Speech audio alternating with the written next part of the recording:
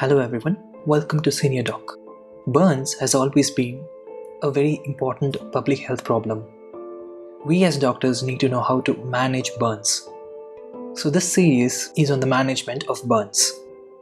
Well, basically we have divided the overview of burns into a number of topics which we are going to discuss in a series of videos.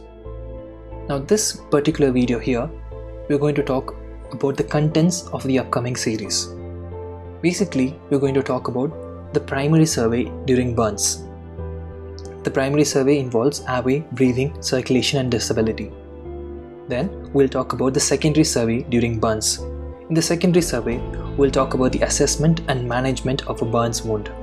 The assessment includes looking at the degree of burns and also calculating the total body surface area.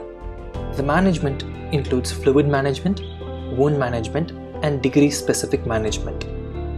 And then we'll look at about how we can handle inhalational injury. We'll talk about the systemic poisoning due to carbon monoxide and hydrogen cyanide.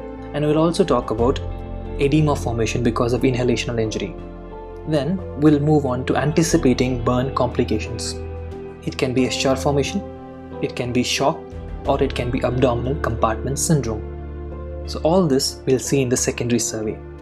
Then we'll move on to learn about the pathophysiology of burns, what happens to different systems during burns like the CVS, the kidneys and the GI. Then we'll also talk about what are called as the Jackson's zones of injury in burns. Then we'll also learn about when to refer a patient to a burns unit.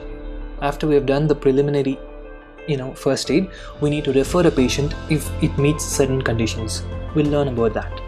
And then finally we'll also talk about electrical burns. We'll talk about the different kinds of injuries that occur because of electricity. We'll also talk a little about lightning burns. We'll talk also about the management of electrical burns. So this series is going to consist of all of these topics, and I hope you learn from them. Now, this series has we have made it so that it has a number of questions in between. You'll be given about 20 plus seconds to think of those answers, and for best results, we suggest that you try to answer those questions, as this would stimulate active learning. So enjoy the course, enjoy the series, and let's dive in and learn.